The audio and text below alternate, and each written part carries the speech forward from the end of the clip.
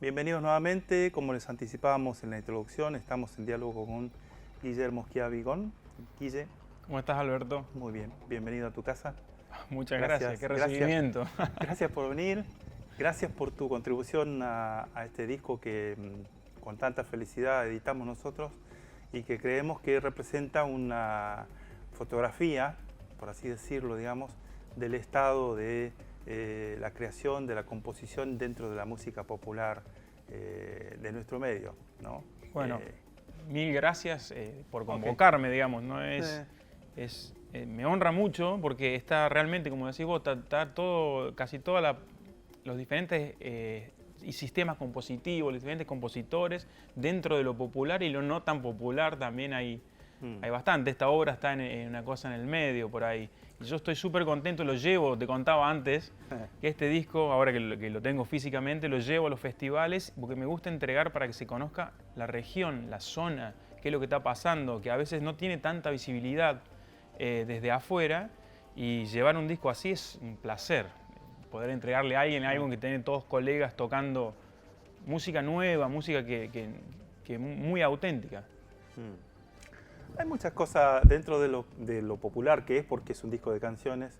Hay muchas intervenciones que tienen que ver con la música clásica. Sí, sí. Hay dos canciones al menos que tienen cuerdas, Claro. lo cual no es habitual. Sí, sí, sí. Hay una canción de Pepe Marriott que a mí me gusta mucho, que es básicamente, podríamos decir, música ambient, Sí, sí. o algo por el estilo, con una cierta resonancia folclórica también. Y después está tu composición, que yo siempre digo que es como si fuera, en el álbum blanco de los Beatles hay una composición de música concreta que se llama Revolution 9, Sí. que es prácticamente Stockhausen. Bueno, eso vendría a ser... ¡Wow! ¡Qué comparación! Me quedaría enorme, pero entiendo el concepto Sí, de sí. dónde iría. No, Bueno, gracias. ¿Sabes qué? Me gustaría mucho que hables de esa composición, de cómo nació, cómo la gestionaste, porque además tiene su complejidad en la realización, en la grabación, en todo. Sí, empieza en un proceso, que esto fue en pandemia, y estaba trabajando solo en casa, encontrando nuevas herramientas. Yo trabajo mucho con lápiz, papel, piano, o instrumento que tenga ahí, voy escribiendo, a veces escribo en la compu. Y tenía ganas de relajarme un poco de ese tipo de composición tan pensante, tan arquitectónica. Y tan escrita. Y tan escrita, exactamente. Entonces, siempre mantengo la parte del improvisador media escondida del público, porque por ahí la improvisación está ligada muchas veces al jazz, lo primero que uno se le cruza, y es un lenguaje que yo no manejo habitualmente. Entonces, y el otro lenguaje, que es el que más me gusta, tal vez el que más me representa, no estaba saliendo por ningún lado. Y como no tenía otros tiempos, podía estar grabando en mi casa, aproveché y empecé a explorar este otro lenguaje, que fue con el primero que me acerqué a la música en realidad. Que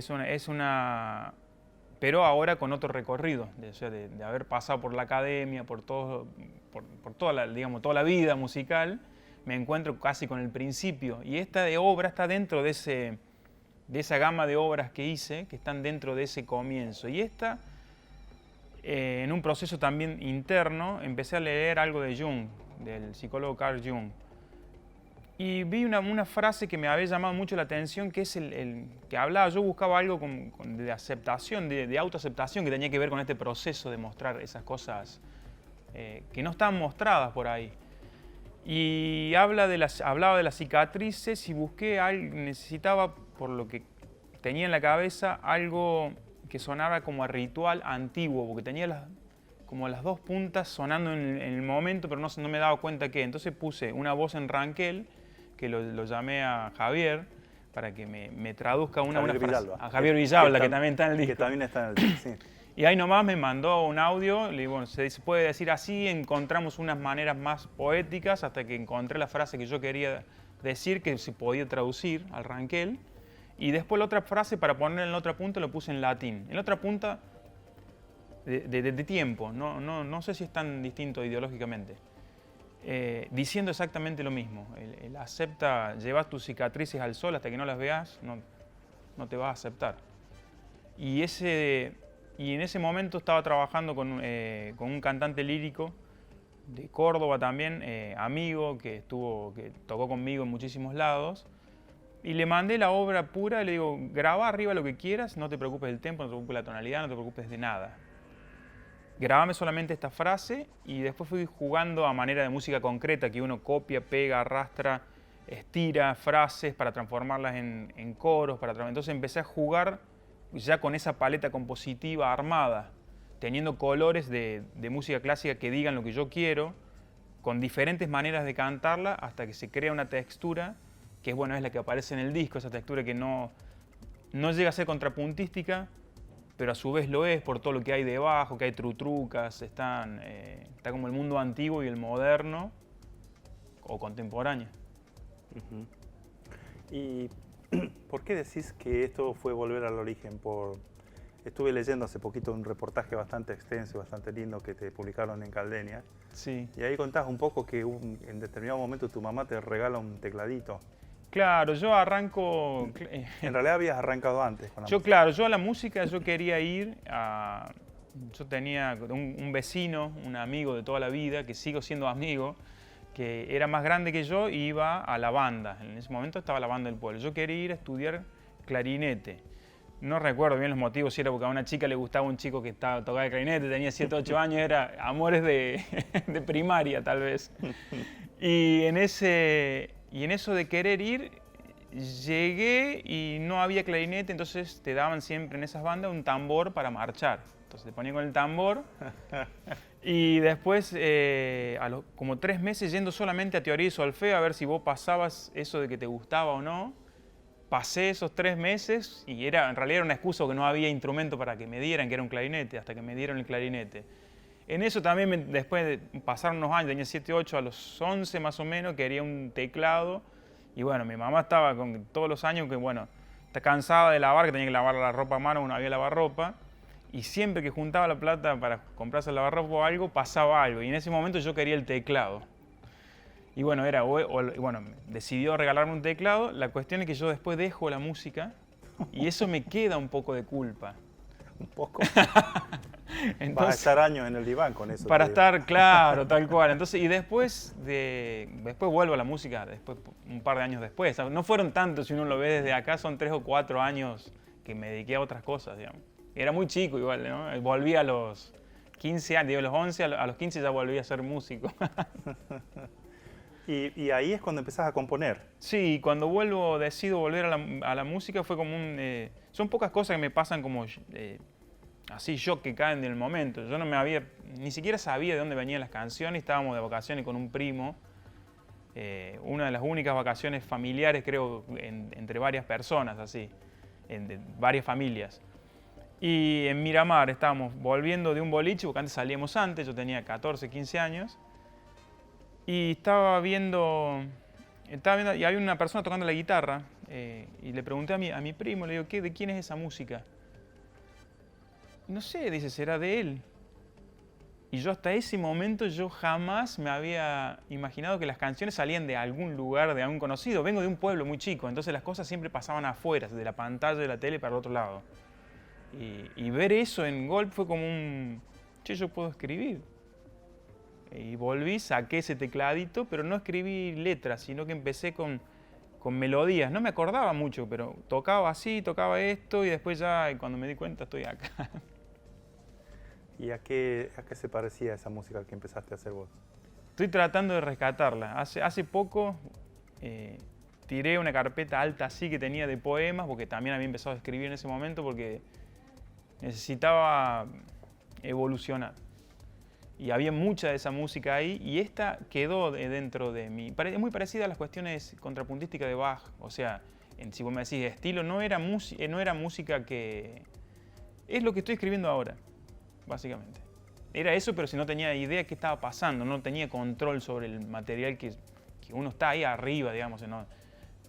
Juntaba una tecla con otra y me gustaba cómo sonaba, la hacía un poquito para arriba, un poquito para abajo. Como de donde nace la música media pura, ¿no? O sea, de no saber acordes. Después me enteré que sumando más eran acordes. Bueno, entonces ya fui a estudiar con un profe para que me explicara todo esto de qué es lo que era armonía. Y ahí caí con un profe que es que era el arreglador de una banda conocida en Córdoba. Estudié un tiempo con él y ya volví, entré a la, a la Escuela de Música Popular de Villa María, que era una academia, que también era gente que hacía muchos años que venía batallando con lo que pasa hoy acá. Esa es la escuela que tiene una tremenda big band. En realidad esa es la universidad, pero universidad. sale Okay. de la Escuela de Música Popular de Villa María. Es muchos de los músicos, el director es el del estable del Festival de Peñas, el director del estable del Festival de Peñas, y también daba clases en la universidad. Ahí empieza la universidad casi en los primeros años que yo estoy. Ahí hacía 2 años creo que... Vos sabés que a mí me ha sorprendido mucho tomar contacto con músicos que han egresado de allí, de Villa María. Es un lugar que no queda muy lejos de acá de La Pampa, No. de Santa Rosa. Y sin embargo para nosotros es como un planeta extraño, digamos. Es muy curioso que no tengamos más relación. Sí. Y que ignoremos tantas cosas que se están haciendo ahí tan cerca nuestro, que además es, digamos, del punto de vista geográfico, demográfico y demás, es muy parecido a nosotros, ¿verdad? Es muy parecido, es una región más llana, que es la de donde yo vivía ahí, así que es una región llana. Yo lo veo en el tiempo muy parecido a lo que está sucediendo aquí en Santa Rosa, entre Santa Rosa y Pico, ¿no? Veo como una movida cultural muy parecida a la que se vivió en ese momento en los 90 y pico, que es cuando arranca la universidad, en Villa María. Hizo crecer, acá faltaría una universidad de música, una universidad de artes. Eso haría crecer muchísimo y es tremendo la cantidad de músicos que hay sin que haya un lugar de formación instrumental, digamos. O sea, tenés el ensamble en el CMC, pero no tenés un lugar de formación como una universidad, digamos, y no hay dónde expandirse y dónde de hecho, buscar. No hay ni un conservatorio. Exactamente.